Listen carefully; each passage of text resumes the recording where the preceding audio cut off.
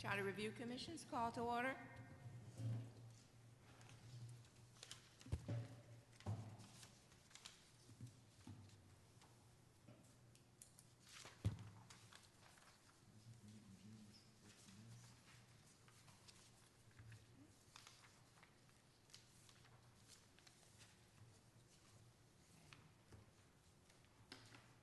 Mr. Metcalf, would you please lead us in the Pledge of Allegiance?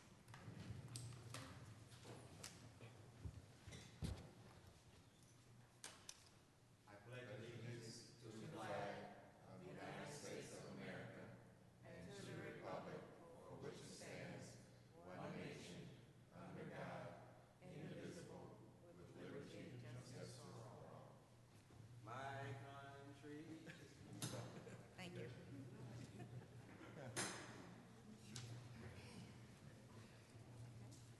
We'll have roll call. Mr. Cherry, Present. Mr. Lockett, Ms. McGee, Present. Ms. McKenzie, Here. Mr. Metcalf, Present. Ms. Hannah, Here. Mr. Richardson, Ms. Wesley, Here. Mr. Williams. Here.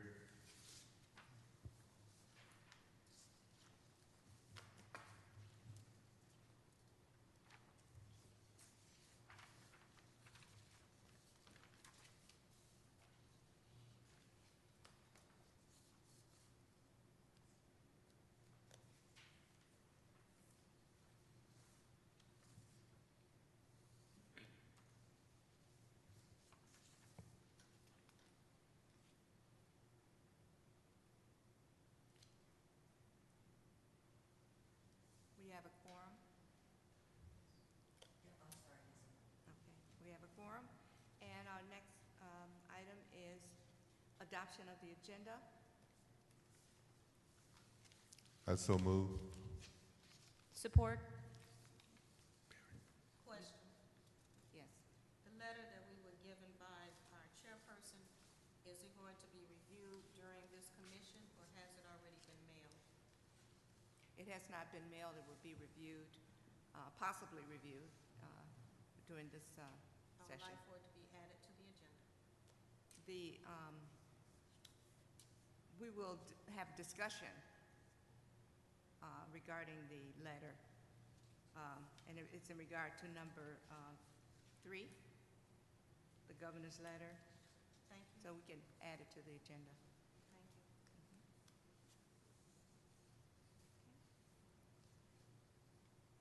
Any more questions?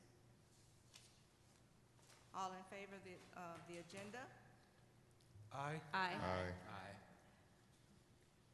I'm sorry, I have to make a correction. I should have asked for, on the letter itself, I would like to ask for number 3 to be moved to near the end of the agenda. I'm sorry. Item number 3.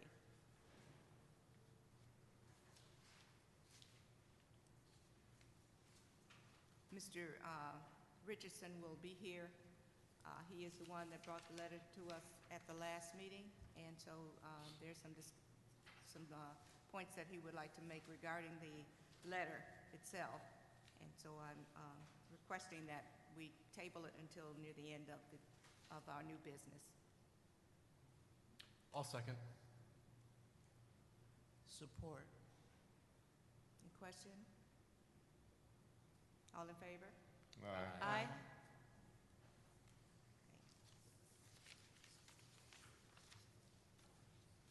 Are there any reports?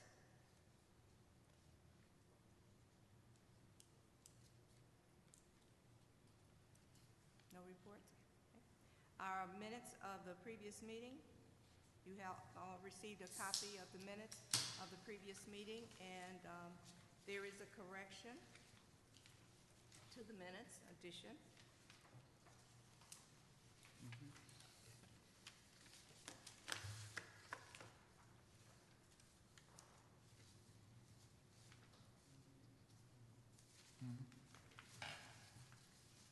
The minutes of the last meeting when Mr. Donellan and Mr. Mike Rhea were introduced, there was no information on their titles, and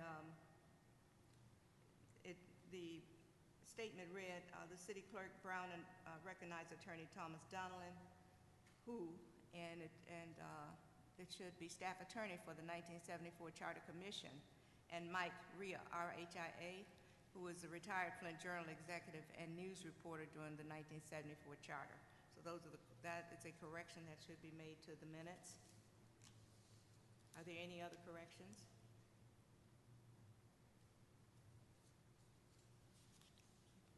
None, I take a motion. Motion to approve the minutes? Second.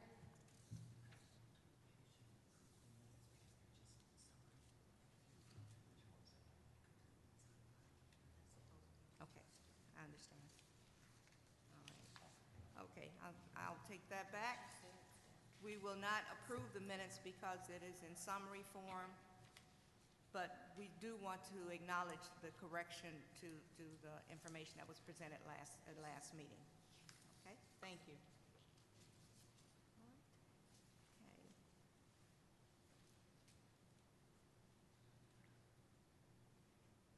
Okay, public comment on agenda items. Do we have anyone to make public comment from our commissioners? Okay.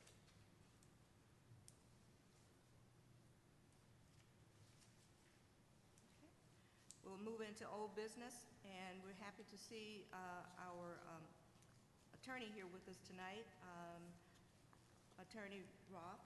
What's your first name? Attorney David Roth. And I would at this time ask him to take a stand. Would you like to give information on number 1 under old business?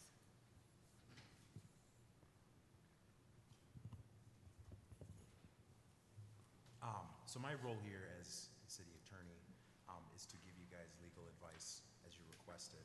I mean, I see this, that you have 5 agenda items here, which you'd like me to discuss. Yes. But I may need a little bit of clarification for what you're looking for specifically. So, under old business, you have public statements by committee members. What specifically are you looking for advice on? Statements made by commissioners to the public regarding the commission and its role. You have to talk into the mic. We can't hear you. I'm sorry. Statements made to the public regarding the commission and its role. Anyone else have any other suggestions for that statement? Yeah, what kind of guidelines we might adopt for commissioners on how they address the public? Excuse me, also, Madam Chair, at the last meeting, we also stated that. Councilman, we can't hear you. Okay, thank Can you. you hear me now? Is it on? Yeah. Hello? There you Yes. go. Okay. Also, Madam Chair, we had asked for attorney advice not only on public speaking on behalf of the commission, but also on the rules and regulations for conversation between commissioners using email and other items. Correct. Between themselves, what are the legal ramifications, what can we or cannot discuss on emails. Seeing Hillary Clinton is now having all of her emails summoned to see if she has did anything illegal. We would like to know how that affects us. Well, I'll try to address those, I guess, in the order that I received them. As it pertains to the public comments that this body is making, as a public body, is your question whether you can make statements or how they can be made? I guess I need some clarification as to what, because you aren't allowed to make public statements, but I'm not certain your question as it pertains to whether you're looking for the form of how you're supposed to go about doing this. How does, my question would be, how do you address a media inquiry? Is it done via a spokesman for the commission? Well, Should we reference such a person or to appoint such a person? I think it would be appropriate to appoint a spokesperson, and you as, who will speak on behalf of the commission, on behalf of the public body. And you're all free to address the media, but it should be clear that, as individuals, but when you do that, you should be clear that you are addressing the media as individuals. So your comments should be as your comment, not necessarily the comments of the body. Absolutely. Okay. And also for addressing constituents or citizens that elected us. If they happen to see us somewhere and they say, oh, what's going on? I haven't been able to make the meetings. Are we allowed to address that at that time as an individual commissioner? Yes. Thank you. Now, back to Commissioner McKenzie's question regarding email and such. Yes, so there's nothing prohibiting you, well, let me rephrase. What you need to be aware of is that under the Michigan's Freedom of Information Act, as a public body, your records, any documents that you create as a public body and as members of this public body communicating between yourselves within the public body that pertain to the business of the commission, all those are considered public records and are FOIA-able. And so if someone were to request through a FOIA request from to this public body for those records, it would be, there are some exceptions, but generally speaking, you would be obligated to disclose those emails or any other records that you... Even that they're my private comments from one commissioner to another, if the Freedom of Information Act was prevailed, that information will be given out.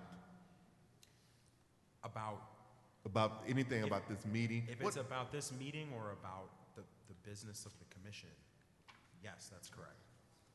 So they could, my personal email, look into my personal email and see what I've been discussing, regardless of, because personal email goes from my personal agenda to maybe an agenda with another commissioner. So they subpoena my whole personal email for such review? Well, it's not a subpoena. Well, Under this part. the FOIA. But under a FOIA request, your personal, if you make a FOIA request, you're not requesting personal emails or the personal email account of a person, but you're requesting a particular record or a particular set of records. If those are public records, those can be requested. Just for clarification, Attorney Roth, so if the only email account that I have is a personal email account, and I have a conversation with other commissioners regarding this commission, then those emails can be requested so that the commission's emails within my personal emails can be located and scrutinized. Is that correct? Is that what I'm hearing? Yes, to the extent that there are emails from the emails between you and other commission members regarding information of a public nature, let's say for simplicity's sake, those would be FOIA-able. How do you define public nature? So if like I texted Barry and said, can you believe the information we got from the city attorney tonight? Is that FOIA-able? That's public. Yeah. I'd have to agree. That's my understanding of FOIA. Can you also discuss telephone records? I am aware that telephone records are FOIA-able. They are, okay. I don't know to the extent, I guess, can you be more specific of what you're asking, I suppose? Well, if our emails are FOIA-able, then it would be my assumption that if there were telephone records pertaining to the commission discussing business on the telephone, then those records also can be scrutinized. We're not being wiretapped. I'm sorry? We're not being wiretapped. She kind of, it sounds like what she's saying is instead of texting or emails, can they do us by telephone? But you have to be wiretapped to do that. Not necessarily, Oh, okay. but that's for the attorney.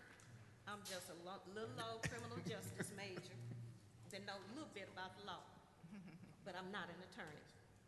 Would you please, Attorney Roth, answer the question? So it's my understanding that if they are public records about public business, those things are FOIAble. Thank you, sir. Any more questions regarding number 1? The public statement by committee members. If not, we'll move on to the Open Meetings Act. Actually, Madam Chair, so would this be something you'd refer to committee? Would you refer it to rules or public outreach? Would it be rules then? This particular Public question? statements by committee members, because it sounds like we'll need to decide how we're going to interact with the public. So is that going to fall under rules or outreach? So you mean in terms of appointing a spokesperson for the commission? I think broadly that and broadly interacting. I think it falls under both. So we want to have something with rules, but then also some form of interaction with the public in some kind of. I would think that under the Rules Committee, if they would just put in sentence form what Attorney Roth has just told us today, that is part of our job task, then I think that would be sufficient. As far as speaking to the media, we can also put that under the Rules Committee so that we know these are some of the rules that we are to follow as commissioners. Attorney Roth, what do you think? I mean, I'm not really certain that this is a legal question. You guys can set your own rules. You can determine how you want to do these things. And I think that should go. Go to rules? To the Rules Committee, but at the same time, you were speaking of the public outreach. Of course, there's going to be instances where you will be speaking directly to the public, and so the Rules Committee should set the standards for that. Okay, thank you. At our last meeting, our first meeting, didn't we agree that the spokesperson to go to the media would be the president? No, we did not. I don't think we agreed to that. We didn't? I don't recall. I know we talked about it. I think it was We did. discussed. We were all over the place. Nothing really was Okay. agreed to. Everybody wanted to get their agenda, so nothing was really established. I think that we need to understand that if it's going to be something that comes from the committee as a whole, that could be the president, vice president, or a person that we choose.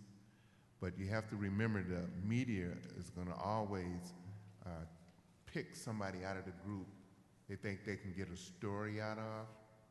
So you can still speak, but you always got to remember you can speak and saying, well, this is how I feel. And that designate just you, or this is my position on that. Right. That way it's not the position of the whole body, it's just Barry's position. So that way, when the news media is around, like last week, when everything, week before last, I think whatever it was, the lady grabbed me right in the corner. But I spoke for what I said, not under the body of the whole commission. And I think it's important that we speak personally and not for the commission as a whole when we're in the public eye or when we're approached by news or anyone else.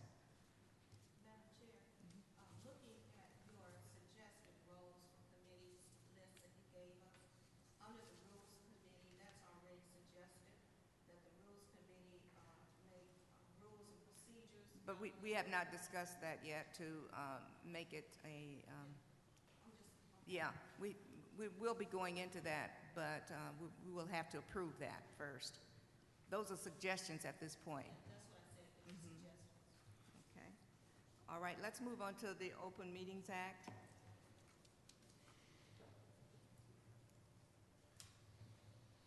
So I'll start just by explaining that under the Open Meetings Act and under the Home Rule Cities Act, this body is subject to, excuse me, this body is required to hold its meetings in a public forum to entertain public comments. If you have other specific questions, I'll also note that the City Attorney's Office did include a handbook from the Attorney General's Office to kind of explain how the Open Meetings Act works and its function. If you have specific questions about the Open Meeting Act, I'm happy to entertain them. Madam Chair, one of the questions that I have is that we will be embarking on having committees to work and then bring suggestions to the commission as a whole.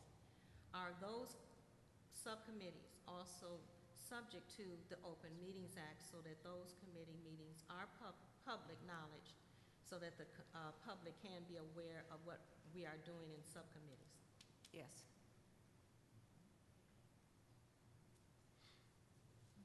Anyone else have any question regarding the public? What is the amount of people can be together at one time? The number of people that can be together at one time as commissioners? Well, the commissioners, when you meet and there's a majority of you, there's a quorum and that's considered a meeting. I think a best practice would be to meet in the, when there are regularly scheduled meetings.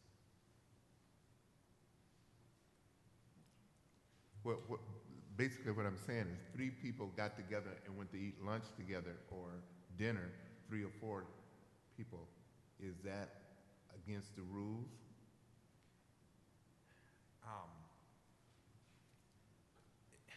If you have like a chance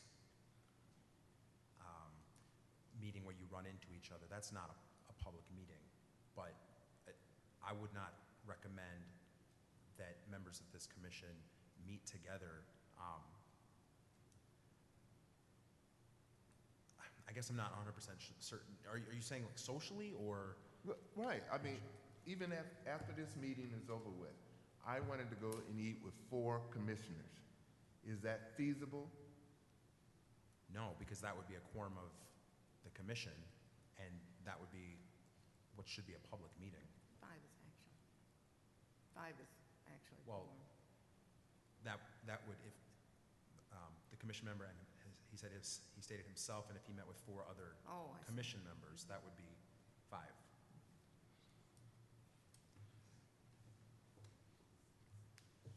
But what if you met with 3 other commission members? I think that's what he was getting to. No, I'm trying to find out what's the number that would cause somebody to say, oh, there's 3 of them together, it's an Open Meetings Act, you're violating the Open Meetings Act. I'm trying to find out what number would violate the Open Meetings Act. 5. Because in one neighborhood, there's 5 commissioners. If I throw a party, I think if I invited all 5 of them or all 4 of them, okay, they're at that place. That is not an Open Meeting Act violation. The violation is when you start discussing the matters of the meeting. Is that correct? Well, I would agree that if you're discussing matters of the commission, Right. yes. Okay, if you're not discussing the matters of the commission, then you're not in violation of the act. Well, I'm not going to say that, but if there are specific instances where you're planning to have a meeting and you're questioning whether or not this is going to be subject to the Open Meetings Act, I suggest that you send me an email or give me a call at the legal department, and I can tell you on that particular. I can't speak to hypotheticals and generalities. I mean, it's that's not my function. Just don't have a quorum. Instead of 5 people, have 4, 3. I'm done. I'm not prepared to just put a He's number not on giving it. me no answer. You're basically saying, be sensitive to the fact that you are commissioners, and if you meet, then there's a probability that you will be accused of having a meeting. Let's see. Yes, that is one, and I think that that's a good way of putting it. Perhaps Okay. it's something that you all need to be aware of. All right, we're moving down to budget and staff. Oh, good. Budget and staff. Any questions? Yes. This commission can hire our attorney. Is that correct? It's my understanding that the commission's attorney has been selected by the city attorney, Peter Bay. That's why I have been asking. You're Peter. selected until we select our own attorney. Is that correct? Yes or no? I'm not aware of any authority for you to select another attorney other than myself. Oh, no. And if you have an issue with me representing you, I mean, I'm here to assist you as best as I can. Right. But I'm looking at the idea that I feel that the commissioners need to be able to select their own advisor. That way, we're not being advised by the city, and we're not being guided nowhere but by the person that we hire. That's why I was asking that. You don't know the answer to that one, right? I think that if you are looking to select outside counsel to represent you, you need to discuss that, bring that to the attention of Mr. Bade and the city administrator. Okay. Thank you. Do you have any information regarding the budget at all? I'm not aware of the budget. I know that it's set by the city administrator. Madam Chair, Yes, sir. I would like to make an motion that we have the city attorney at the next meeting so we can get some clarification on some of the things that we are asking. I'm not getting any answers, so I'd rather have the city attorney, not his second, himself, even if we have to put him at the first part of the agenda. But I would like to have the city attorney present at our next meeting. Would you be willing to accept I'm going to propose a slight amendment, and that is that we invite the city attorney and also Natasha Henderson, the city attorney, to talk about the legal counsel issue, and Natasha Henderson to talk about the budgetary portion. I can go along with that. If you're looking for support, I'll support that motion and amendment. Any questions? Support. A point of discussion, can we, in advance of that next meeting, provide in writing explicitly what we have questions on, just so they can come prepared and we won't be kind of producing things that we have to wait for another meeting to get answers to? So if we could provide those to the Provided chair. beforehand. Yeah, the specific questions that we want answers to. Okay. And if you have questions, please send them to me. Okay. Madam Chair, just for the record, I'm very clear on what Attorney Roth has answers that he has given to us. So far, I am satisfied with his answers. And because I've been reading our manual that has been given to us, a lot of what he has said is in the manual. And so just for the record, I'd like for it to be noted that I am very clear on what he is saying.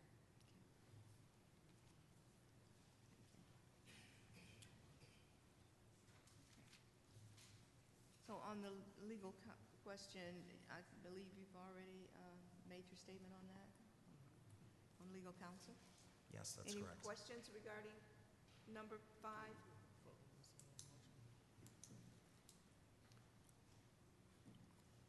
I potentially would later, but Did we move? after the vote. We didn't move. Call for the vote. Yes. Mr. Cherry, Yes. this is on the motion. Mr. Larkin, Yes. Ms. McGee, Yes. Ms. McKenzie, No. Ms.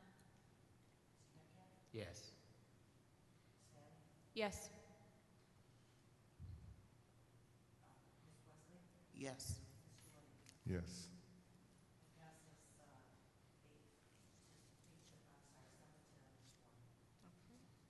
So the motion passed, and so far, we will ask the attorney as well as the city administrator to attend the meetings, and we will provide questions to them beforehand so that we won't have to send any back, so they can answer the questions that we have presented to them.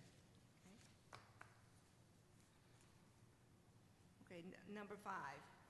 Any questions regarding legal counsel? We discussed it somewhat.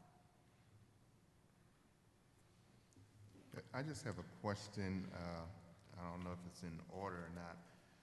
The different the finance and the rule and the public outreach, are they going to meet before our next meeting if they're accepted? Can we, let's, Dates. yeah. We're going to there. The reason I'm asking that is because these different committees, when they meet, they can bring out the different questions necessarily to be able to give to you in time for the attorney and other administrators to be able to answer those questions. I don't know if we will have enough time. I think Okay. if you have questions, to get them in as soon as possible, and then Okay. when the committees meet, you can still, if there are questions later, but we need to get the questions as soon as possible. Okay.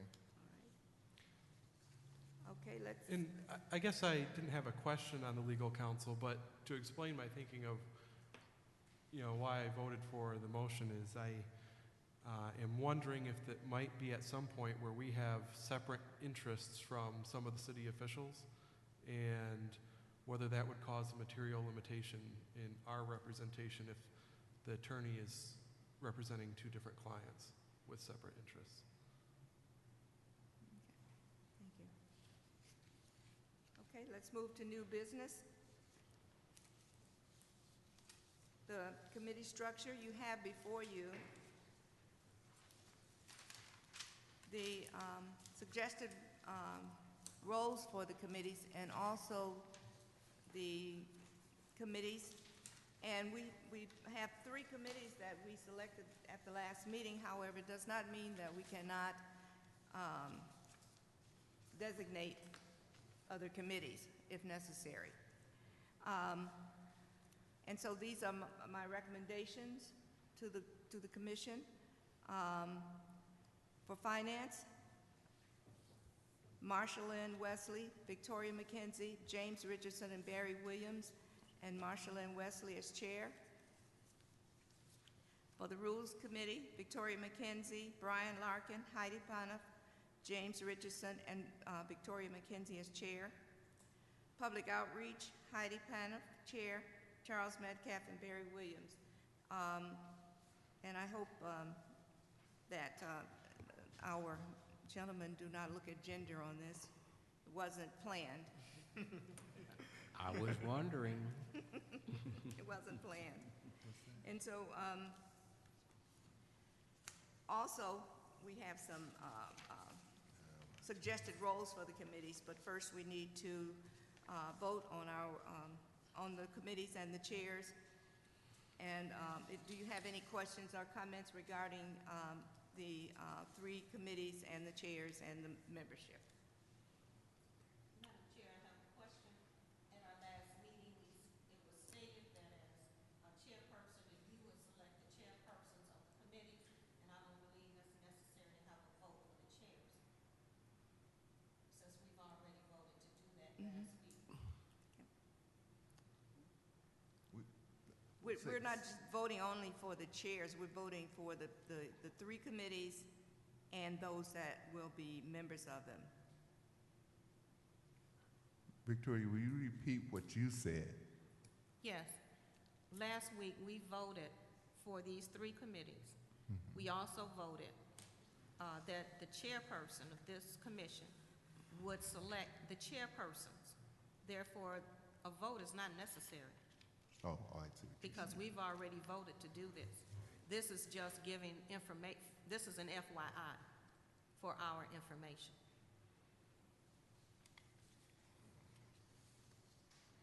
Anyone else have any comments on this?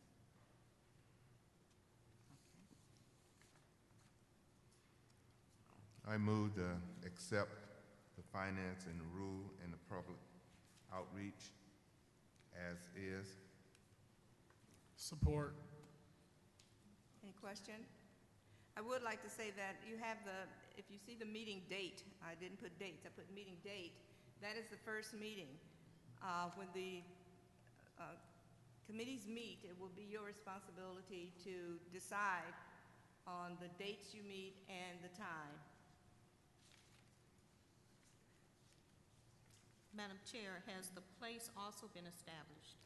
The clerk will establish the place, because one of the things we have to remember is that especially for our committee meetings, we'll most likely meet here at City Hall, and the clerk will be responsible for the various rooms and sites that we meet. Therefore, sometimes there will be other meetings going on from other departments as well as City Council, because City Council, they have committee meetings as well as their regular council meetings. So we have to be cognizant of that. And so the clerk will, and that is why we have to give her ample time to do the posting so that she can, do the posting as well as decide what rooms that we will be meeting in. So she'll contact each person on the committee Yes, for the meeting place? You mean contact you? The clerk's office will contact each person on each individual committee to let them know where they will be meeting. Well, she will put out the information as she has been the last couple of weeks. Okay?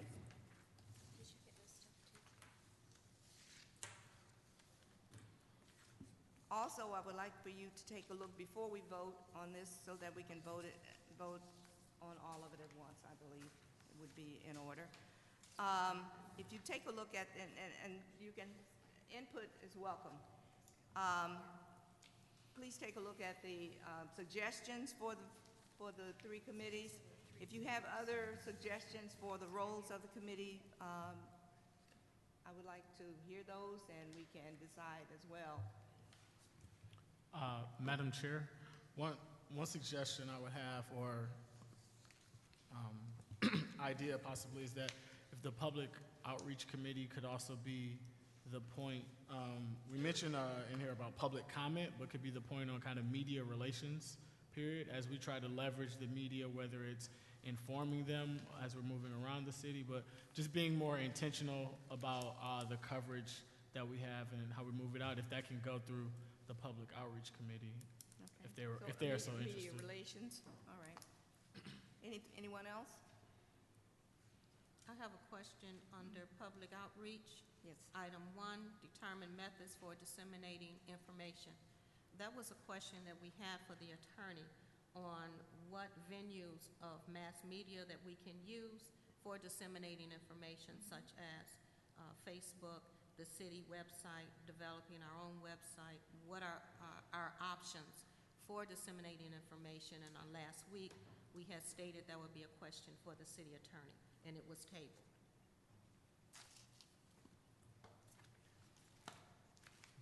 So to answer your question, Yes, sir. there's not, that I'm aware of, you're not limited in the types of ways you want to disseminate information to the public. I think the other parts of your questions, for instance, access to the city's website, that's something that you'll need to discuss with the city's administration. The other venues, I can't speak to, obviously the media. That they will, I'm sure, air, if you want to air interviews or something like that, they'll contact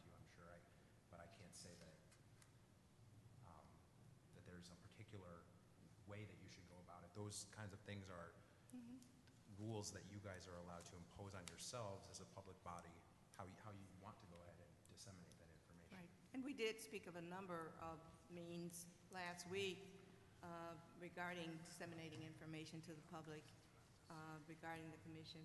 And so, because I know, Heidi, one of the things you talked about was the social media, and also with the information here, how it can be produced besides Channel 17. Right. I'm hopeful that we can talk more about that in the committee meeting and bring back a proposal that gives lots of different ways for people to find out about the work we're doing and the work we'll be undertaking. Thank you. So at this time, Madam Chair, yes. I have a question under the finance and staffing, particularly for legal counsel, examining outside funding sources. I'm certain there's rules regarding that. Certainly, will that be addressed by our rules committee, or is there some legal restrictions, and whom, or how do I find that out? Well, that is something that we can, again, we can talk to the finance department as well as the attorney's office. But one of the things the city does is, you know, the city is constantly going outside for funding. So I don't think it would be a problem for this commission to do the same. But we can, you know, make sure that we're doing it correctly. Madam Chair, just to add on to that comment, the United Way might be a good potential fiduciary. If you're looking for some fiduciaries outside of the city of Flint, knowing that the city of Flint also has grants that they go after. But if we're looking, that might be a good place to reach out to. Finance. All right. Staff group. Thank you. Okay. Okay. Could we have call for a vote for? Madam Chair, one last piece. Are we going to address it now? I know comments have been made before about whether or not the committees would also have an opportunity for public, whether it's public individuals that sit, if we request public individuals to sit on those committees, or if they would just be attending, or is that not happening? We've had discussion regarding that. My suggestion is that we could not have someone else sitting on the committee, because then they become commissioners. Okay. We were elected by the public, and I think that we, you know, that is something a role that we must carry. I do hope that maybe there's a possibility for advisory committees, but as far as another individual sitting on the commission, I don't think that that would sit well with the public, because we were elected to do this work. Thank you for that clarification. Okay.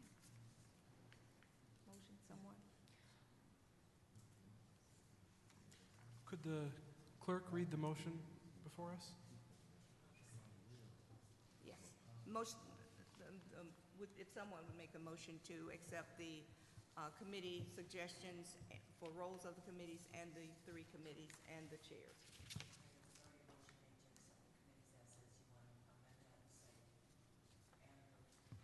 And, yes, and the roles.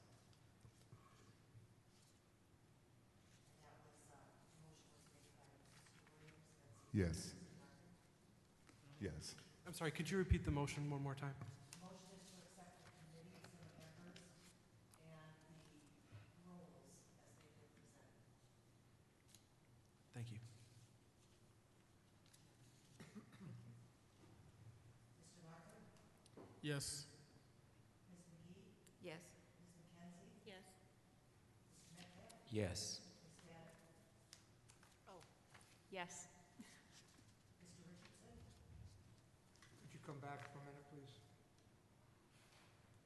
Mr. Wesley? Yes. Ms. Wesley? Yes. Mr. Williams? Yes. Mr. Richardson?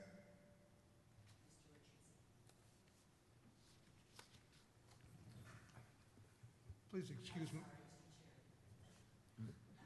That's fine. Yes. So please excuse my tardiness. I had a library meeting, and I had to remain there to keep a quorum in place for some actions that they needed to take care of. And if I left, they would lose that quorum and couldn't act. So please excuse my tardiness. And I had to wait a minute. I wanted to read some of these things. I hadn't had a chance to look at them before I sat down. My vote is yes. The vote is 9-0 to accept the committees and rules.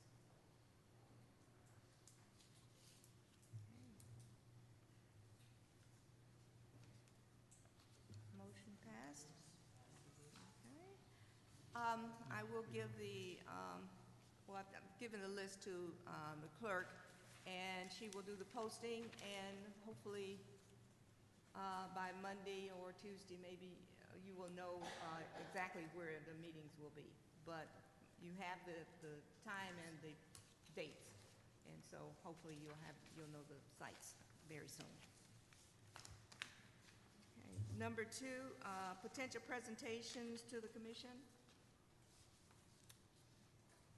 So this was an item that I asked to have on the agenda, and specifically I was thinking that it might make sense for us to invite a couple of different representatives to talk to the commission, somebody maybe from the Michigan Municipal League to talk about how different communities have gone through their charter revision processes. And then also I became aware that the city of Pontiac, when they were exiting their receivership status, they also had a question of a charter revision on the ballot, and they had a charter commission, and their proposed charter was voted on this past May when we were elected, and it was turned down by their voters. So I also thought it might make sense to invite one or more representatives from their charter commission to address us on why they think that might have happened, so that we might learn from that, so we don't make the same mistakes that they may have made. Any comment? That sounds like a good thing for us to consider, and I think it would be good to have them join us and give a presentation. Is that something that perhaps through motion you wanted to propose? Yeah. So for the purposes of the discussion, I'll make a motion that we invite representatives from the Michigan Municipal League to discuss how different communities go through their charter revision processes, and also representatives from the Pontiac Charter Revision Commission to talk about their experiences in their charter revision. Support. Any question? During this motion, are we asking to set out a process moving forward for how we bring people forward, or is this just a specific motion requesting action around a set number of people? So I guess my question for clarification is, right now are we discussing the possibility of we're interested in these specific individuals coming here? Is the group okay with it, yes or no? Or are we having a discussion about, as we go through this charter process, how do we determine the process in which we bring people before us for information? My motion was specific to these individuals, but I would also be interested in having discussion about how we might have other people come as well.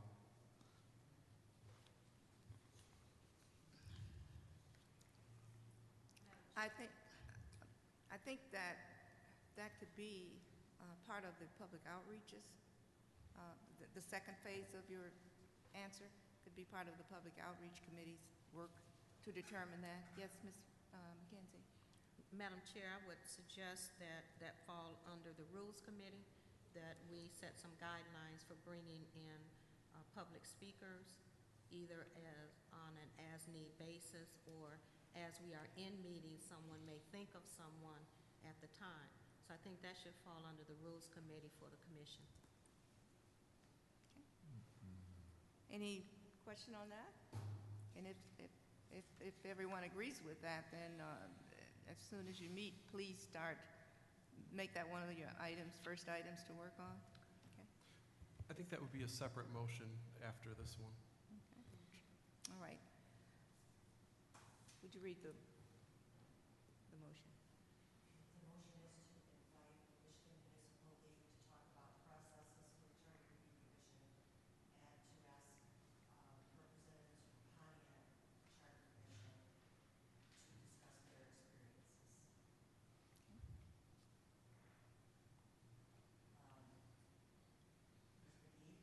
Yes. Ms. McKenzie? Yes. Mr. Metcalf? Yes. Ms. Bennett? Yes. Mr. Richardson? Yeah, sure, yes. Ms. Leslie?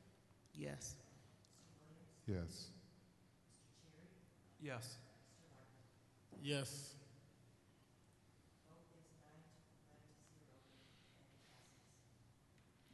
Motion is passed. And I don't know if we even need to have a motion for Ms. McKenzie's statement. I think that's something that the committee can go ahead and work toward. Okay? Okay. Before we go to A, I would like to go back to the governor's letter. All of you have a copy of the letter that has been drafted, and I would like for Mr. Richardson to speak to the draft. Thank you very much, Ms. McGee. Ms. McGee contacted me. Am I on or off? No, I'm on. Good, thank you. Ms. McGee contacted me to ask me if I would take a shot at drafting up this letter to the governor requesting clarification about his letter to the Honorable Ruth Johnson concerning the appointment of the Flint Receivers Transition Advisory Board, as well as making some other impositions upon it. So I took a shot at drafting this letter and sent it out as a draft proposal for discussion only amongst all of us. I want you all to know that I'm not set on authorship, and I'm not real big on every word being what I have to say. So I'm up for edits and ideas, please, to add into it. And I'd appreciate it, any input that anybody has. One part that I'd like us to take a careful look at is the paragraph that starts, we are seeking an explanation about your imposition as it relates to the work of the Charter Review Commission is charged to do specifically. And I list out here 4 specific questions. And I'd like everybody to take a hard look at those questions. They are, what is the role of the mayor, city council, and receivership transition advisory board as it relates to the work of the Charter Review Commission? Because if you second one is, are you referring to a specific model charter? Because that paragraph, talks about meeting a standard of some model charter. Third, are there specific changes to the current Flint charter that you are requiring? What happens if the voters of Flint do not enact the changes that you require? And last, what are your criteria for determining whether or not a charter amendment is in the, quote, the city's best financial interest, unquote? What I tried to do was go through the points that were made in the governor's letter that were, in my mind, vague and had implications that I was looking for some sort of explanation about, so we know what ground we're standing on here. And the last thing was a thought that I had a little bit later on that Ms. McGee added on is, hey, how about sending somebody up here and talk with us? You know, let's have a chat about what this is all about, so we can get a better understanding through something other than just by writing it out. Because in discussion, we may want to explore some of the concerns or whatever it is that the governor's office is all about. So I'd be interested in hearing thoughts about those pieces and what it is you'd like to change. Also, Attorney Roth has had an opportunity to read the letter, and so I would like for him to give his thoughts on it. Not your letter, but the letter from the governor. And I have reviewed this letter, and I can't obviously speak on behalf of the governor, and I can't interpret what he's saying here. But in his letter here, he states, finally, pursuant to section 22(4) of the Act, I impose upon the city the following conditions. Dave, you got to speak into the mic. I apologize. He states here in the letter, finally, pursuant to section 22(4) of the Act, I impose upon the city the following conditions. That's referring to Public Act 436, section 22(4). Under that, and I'll read that section to you briefly. It says that before removing a local government from receivership, the governor may impose one or more of the following conditions on the local government: the implementation of financial best practices within the local government, the adoption of a model charter or model charter provisions, pursue financial or managerial training to ensure that official responsibilities are properly discharged. With that in mind, I'm not aware of the governor, I'm not at this time putting any stipulations on this body or imposing a model charter or any particular charter provisions. I think that the focus should really be in doing the work of the commission and adopting revisions to the charter that are going to be in the best interest of the city of Flint. To that end, I think that sending a letter as drafted by Mr. Richardson for these points of clarification is probably the best way to move forward and do that. Thank you. Madam Chair, I have a question. Yes. In our resource manual, under section 3, it has general subject areas of a charter. Number 3 says municipal powers. That is left empty. There is nothing there. And if there was, with that section to the Attorney Roth, give us what the powers of item 1 is. City council, receivership. If that information was in our manual, would that information be in our manual under section 3, general subject areas of a charter? That's missing. There's nothing there except a list of items. I'm not aware of exactly which section of your binder that you're speaking of. I don't have it in front of me. And I don't see obviously I don't have the paper in front of me. Again, like I can't speak to what the governor is stating here, but you're saying, I'm sorry, I was trying to make sure I understand correctly. The question that I'm asking is, under general subject areas, it says municipal powers, number 3, and that section is empty. Our municipal powers, the duties of mayor, city council, receivership, etc., the question that we're asking, if that information was here, would that help us to answer that particular question? Well, I think what you have here in front of you is just it's a list that's describing, as the title is, general subject areas of the charter. This is just talking about, in general, what types of items are supposed to be in a charter to have, the efficient, organized administration of a municipality. obviously this particular sheet of paper doesn't address particularly the specifics of doing that. I don't know, I'm not sure if that answers your question. Well, I don't think that, no, I don't think that, that this on its own is going to address what the governor has said in the letter. okay.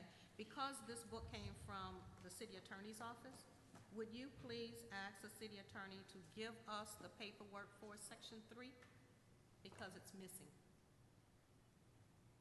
So I'm not aware of, I will look into it and see Thank what is you. or isn't missing. Thank I'm you. not sure if anything is missing. Because if we're to write the charter and have our municipal powers to have some say-so in our governance, then we need to know what their powers are currently, so that we can know what we need to or not change.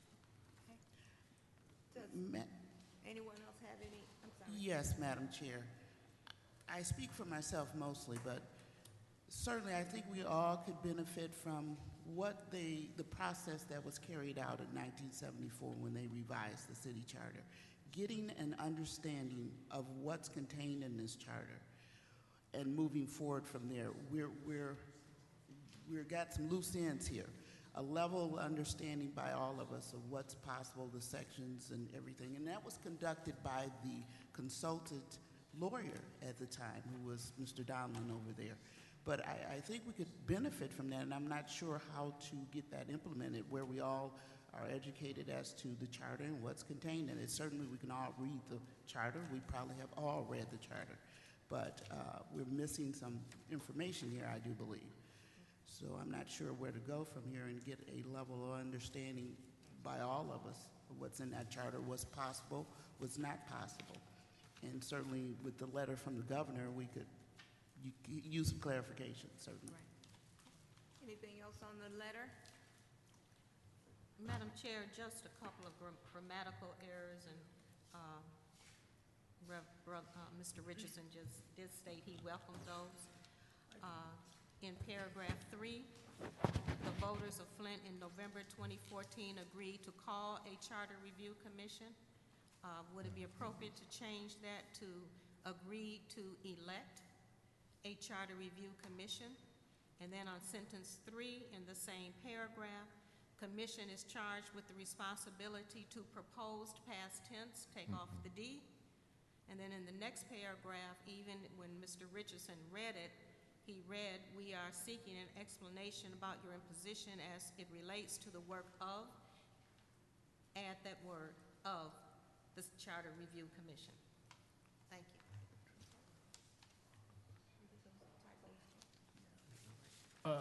Additional, Thank you very much. You're I welcome. appreciate that. You're welcome. additional suggestions is that we would include in the CC section at the bottom, Representative Phil Phelps, State Representative, as he covers a portion of the city of Flint. And also probably, Bill Phelps. Yes, Representative Phil Phelps. and also probably Nick Corey, the state treasurer, who heads up the receivership portion of Yeah, I don't know. the city's under emergency management. I don't know, I didn't know the name's dude. Yeah. I didn't know the dude's name, sorry about that.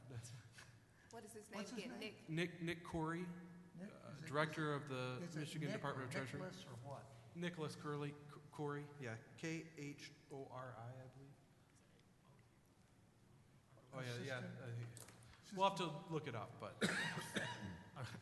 I'll send it to you. Make sure you look it up and get the correct title and name.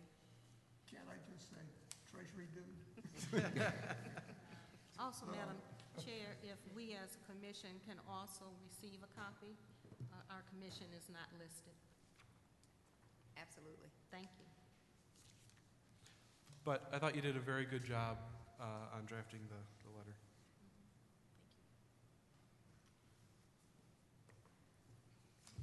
Well, would it be appropriate then to make a motion that the letter, which has been drafted with the edits and additions of folks, be finally prepared and sent out over the name of the chair of our commission, for Yoram McGee on our behalf. And can I ask a technical question? What letterhead does this go on? That's why you don't see one there. Everybody's smiling going, huh? It's not, and we are a body of the city of Flint, but we are not city of Flint employees or departments. And so maybe we will create our own. Writing it down for outreach. So I'd second the motion.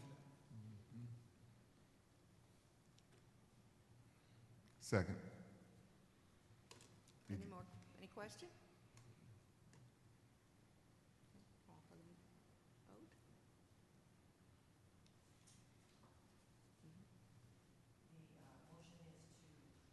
is to prepare the letter with changes as mentioned, send it to the governor in Ms. McGee's name. Yes. Yes. Yes. Yes. Yes. Yes. Yes. Yes. Yes. Okay. Thank you. Motion passes. Madam Letter- Chair, I just have a out there question for the commissioners, because maybe I'm not understanding. The governor, does he have any jurisdiction over this committee?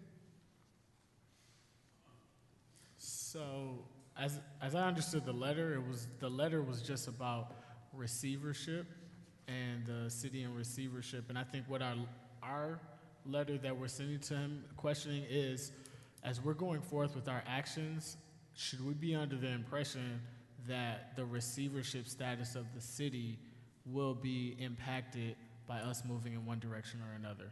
So I don't think it's about what we can do, but it is about, are there any implications on our output with the receivership of the city? Well, yeah, I'm still kind of not sure, because we don't want to do something and then they say we don't have the right to do it. So that's why. You mean as far as the letter is concerned? No, not the letter, this is just, You mean in drafting the charter? right, information? right. See, if we go through the right process, at the bottom, they can say, well, this city is under transition and you can't do this or you can't do that. I need a clarification on that, and I'm hoping when that happens that we'll get a better clarification. Jim? Ms. McGee, that's to Mr. Williams, that's my intent. Yeah. For asking for clarification, because I got that very same concern. You know, let's hear, you know, from the governor's office, you know, that if he don't like the work we're doing, can he then just, you know, erase it? Yeah. You know, and let's find out what this is all about up front before we. Dove in. Yeah. Thank you. Madam Chair, Yes, ma'am. I believe our Attorney Roth did answer that question earlier regarding the letter. He stated that the 4 points that were made were very pertinent to our work, and that we were in every right to write the letter to the governor requesting clarification. Oh, we're not talking about the letter. So, Yeah. He's asking the question, what role does the governor have over us? And I think that is something that, you know, we're going to have to discuss, not just today, but other days as well. What is, you know, where do we fit? The city, you know, has gone through the financial management receivership, so where do we fit now? And where do we fit, especially writing reviewing the charter? And so, what power does he have over this body? That's the question. Yeah. Because our city is amenable to the state government, which is the head of by our governor, I would like to know if the city attorney has any thoughts on that. Specifically in reference to the governor's letter, there's nothing contained in this letter that I see that states that this body can or cannot adopt particular provisions. I don't believe there's anything in this letter which is telling you you can't do the work that you're doing here. What his letter says is that, and it doesn't even, if you look at it, it says that, he says I'm going to impose upon the city the following conditions which must be satisfied before it's removed from receivership unless subsequently waived by me. So I don't think that he's saying you have to adopt a particular provision or the city will not be removed from the receivership. I don't believe that that's what this letter says, and I think that if you read the letter, you can Right, but see that. But did it not say he would not do it if not? What is that last part you just read? Without his approval. So that means he has some jurisdiction over you. I'm not aware of the governor having Well, I don't jurisdiction over you know or either. telling you That's- that you can or cannot do a particular thing as this body. But Well, if you would like to seek clarification, I think that's appropriate to find that clarification from the governor if he's going to try to exert. And that's the purpose of the letter. Not to challenge an attorney, but I think that's your opinion about what's being said in this letter. And I am very much concerned that it's so confusing. And the actions that this governor has taken in relationship to the city in ways that I think probably go beyond what I think were appropriate bounds, and think that that is possible to happen in relationship to the work that we do with this charter. And I want some clarification up front from the governor's office that what he actually means by what he says in this letter. And I want to hear from the governor's office in some very specific terms, because I think otherwise we put ourselves in a position where we could do work that could be taken away from us. Well, the letter will be drafted and it will be Madam Chair? sent out. Madam Chair, it seems that there's Mr. Donlin would like to address the commission, so I'd like to make a motion that we open the floor for Mr. Donlin to speak, even though it's outside of our public comment period. Yes, sir. The Home Rule Cities Act provides that prior to submitting the charter to the voters for passage or refusal to pass, it be submitted to the governor, and the governor goes through it. Now, this particular language about the best interest has already been adopted in November 2014 as the same election where the charter question was approved. What the governor is, I think it's a fair implication that you could erase that. That was adopted in November 2014. You're not bound by it. You're not bound by anything in the charter, even if it was adopted as recently as 2014. But if you were to erase it, I think the governor is letting you know he would be very, very scrupulous about looking over the proposed charter and questioning why you took this out. So this has, and I agree with what the city attorney says, this letter has nothing to do with this charter commission. This is a letter that is no reference to the charter commission. My only hesitation is that you may be opening a can of worms, getting them involved in your work, because they have no interest in your work. They are letting you know that this language that was adopted in November 2014 had better be in the charter, or else the governor and his powers over the city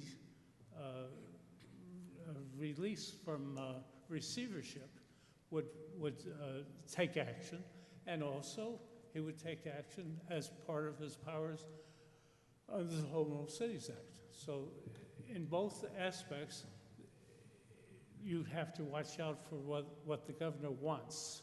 So I would hesitate to get this committee, or the governor's committee, involved in your work right now. That's my feeling. Thank you. Thank you, Mr. Conlon.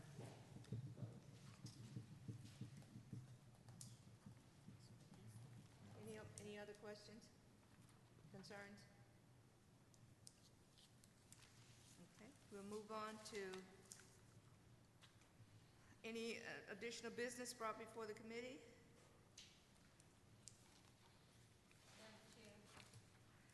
I would like to know if anyone knows how to, if there is a code, website code, or how do we link our own personal tablets or iPhones to a city website so that we can use them in this meeting without using paper and pen? Without using paper, pen? So we can use our tablets. Does anyone know a code or website that we can use? Are you looking for Wi-Fi? To get on link the the Wi-Fi? Wi-Fi, yes, a wireless Wi-Fi. Could we have that information, please? I don't actually have, I don't know it, but I'm sure that Thank you very much. Will that be emailed to us? Thank you very much. Tired of carrying mine, can't use it. Okay, we'll move on to public comment on any additional issues.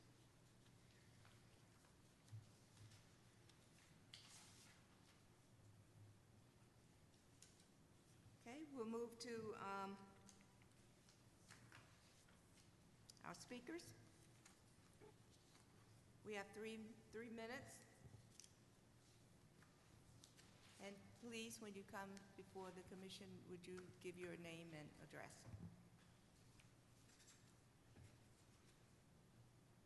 Mr. Mays?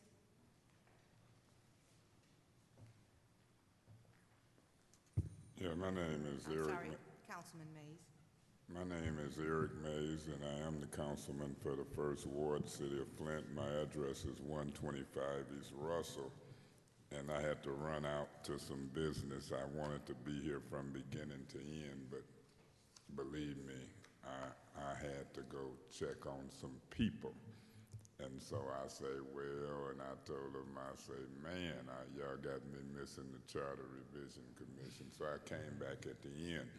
But I had looked at the agenda previously, and I wanted to hear some of that discussion about the model charter, because I read Public Act 436 before you all were elected.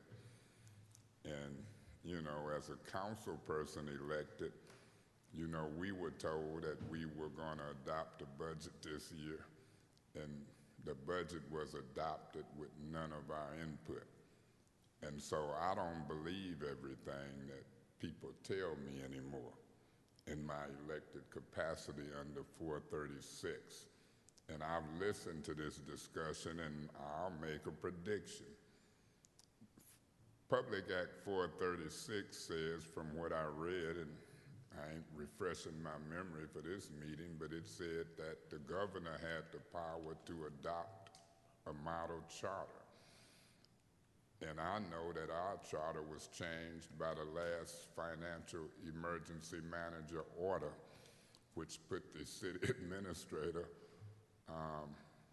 let me put it this way, the police chief serves at the pleasure of the city administrator, the clerk serves at the pleasure of the city administrator, while the clerk used to serve and work at the pleasure of the council. The legal attorney serves at the pleasure of the city administrator, so forth and so on. And the city administrator and the Transition Advisory Board approves the resolutions of the city council. Even from what the city attorney told me, or told us, when we passed a resolution to support Sheldon Neely, State Rep. Neely's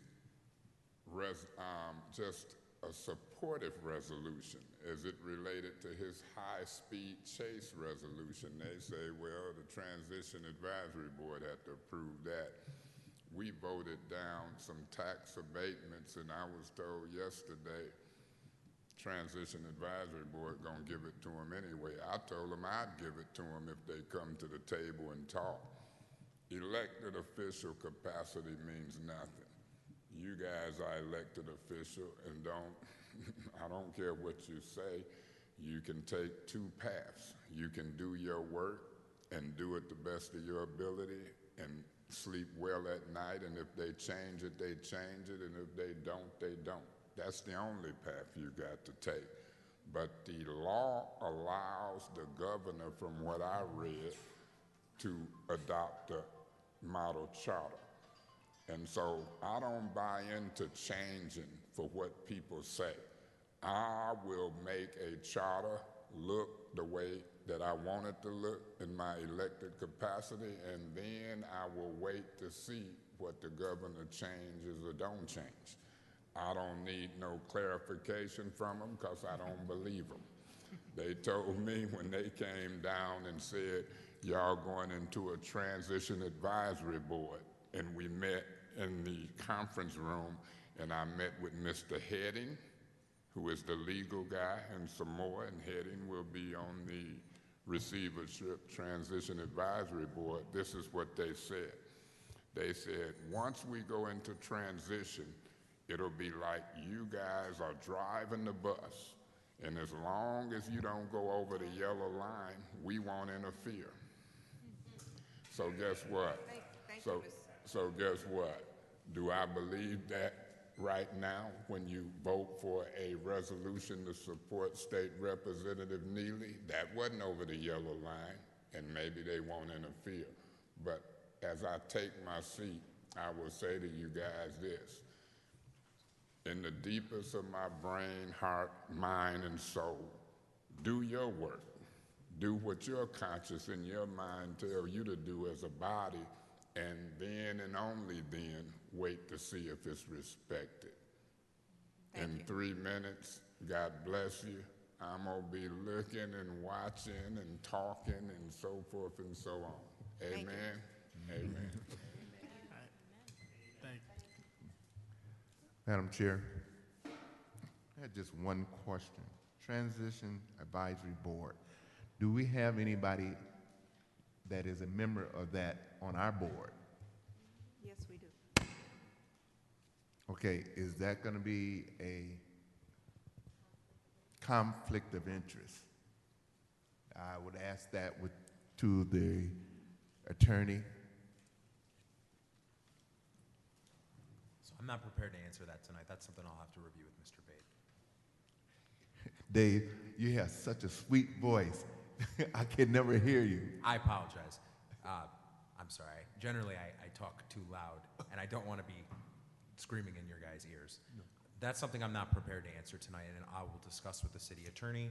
We can do some research and get an answer for you on that. All right, thank you. Madam Chair, I think we could allow Mr. Larkin, sorry, I'm trying to see you over there, an opportunity to comment, because I also had a similar question and contacted Mr. Larkin, Commissioner Larkin, for some clarification, so okay, if you wouldn't mind. Yes, gladly, and you bring up some key points. So the question of concern here is, as a member elected to the Charter Review Commission and also an individual appointed to the Receivership Transition Advisory Board, does this represent a conflict of interest? And that was the first question I inquired of the city attorney's office before the position was even presented, when there was a conversation regarding the advisory board, because I knew directly that the Charter Review Commission was something I intended to do. The advisory board was something that was a request. And so I said, well, first and foremost, does this represent a conflict of interest? The first step that was done by the city was to go through the city's attorney's office to review this.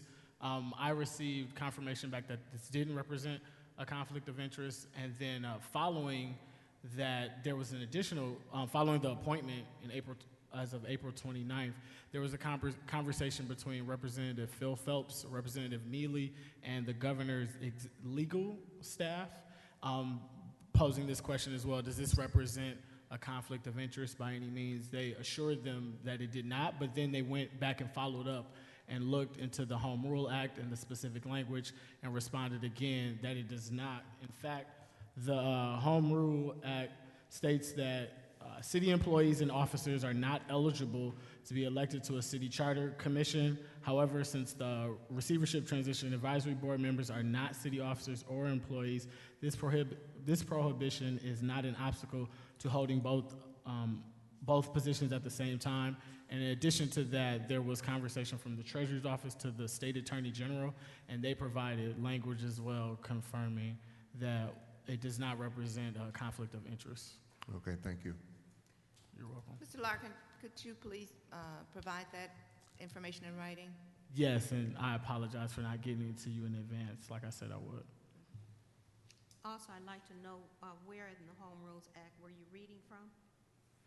The language I was specifically reading from was coming from the statement produced by the governor. I was just reading from the governor's legal staff, the statement they provided. So I can go back in there and see specifically where it says that, and then I'll provide that for you. But it does. I do know it says there that you cannot be a city employee or officer and be elected to the city charter. I have a question for the city attorney. Since we were elected by the people, even though we are volunteering, are we considered city employees on this commission? Well, let me just back up quickly to address Mr. Larkin's point. That particular section of the Home Rule Cities Act that discusses the fact that charter commission members can't be city employees, that is section 18. If you're interested in looking at that, it is contained within the packet that was provided to you. Okay. As to your question, no, you're not considered city employees. You're not? Correct. Thank you. Anything else on the issue?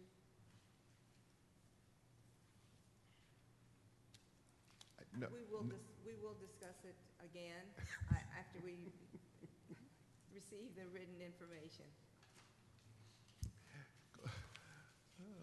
Lady Chair, I just have a question out for the commission as a whole. We're not city employees because we're not getting paid, but yet we can't say anything as a board. Is that correct? You know what I'm saying? Am I making myself clear? We're not a city employees, so we're not governed under anybody except ourselves. Is that right? Correct, except for the act. Okay, true. All right, thank you. Our next meeting will be on next Thursday, and remember the committee meetings will be Monday, Tuesday, and Wednesday. Check your emails to receive the sites where you will be. And I would also like to recommend that we take a look in the first week of July. We take a hard look at our meeting schedule, because I think these 2 months are going to be quite hectic with meetings once a week for the commission and then another meeting for the committees. And so we need to take a look the first week of July to kind of get a lead on, where we should be going. Just, Madam Chair, if I will, along those same lines, we are paying for city staff to attend these meetings, so it's my understanding, and I'm sure that the Finance and Staff Committee will take this up, but that may affect our budget. Yes, it may. So we'll need to take a look at that. And we want everyone to be able to meet. We don't want to schedule so many meetings that we can't meet as a whole. And I really would prefer that, we meet as a whole commission rather than, sporadically. And I do want to let you know that I will not be able to be here next Thursday. So Commissioner Cherry will be chairing the meeting. Well, we can discuss the month of July, that the first weekend, that first whole week, we should just cancel and just start on the second week. Because the first week is, July the 1st is a Wednesday, then you go on to the whole weekend, 2, 3, and 4. So we should just, Well, we had scheduled we did July. schedule, right. We did schedule July. Okay, then we need to change, we can change it now. What, we don't have to wait, do we? Make a motion. Wait, Okay. before you change it, I make a motion that we change the first week of July and for us to go into what is the date of the meeting? July 2nd. And so the purpose of changing it is what, Mr.? The purpose of change is because it'll just be inconvenient for the committee as a whole, the commissioners as a whole. That's the 4th of July weekend. Are you recommending that we cancel that meeting? Yes. I support your Well, we motion. do have five weeks in that, in July, so we will have 4 meetings. So if we cancel that one, we will have 4 meetings anyway. Support. Any question? All in favor? Aye. I'm Aye. sorry. Roll call. I'm sorry, go ahead. This is to cancel the July 2nd meeting. I'm used to neighborhood organizations. Ms. McKenzie? Support, wholehearted. Mr. Metcalf? Yes. Ms. Madden? Yes. Richardson? Yep. Leslie? Support. Yes. Mr. Williams? Yes. Mr. Cherry? Yes. Mr. Larkin? Yes. Yes. Vote is 9 to 0, so it passes. Okay, thank you. Is there anything else to come before the commission? Motion to adjourn. Support. We are adjourned. We have to take roll call to adjourn? I don't think we have to take roll call to adjourn, do we? I'm sorry. Okay.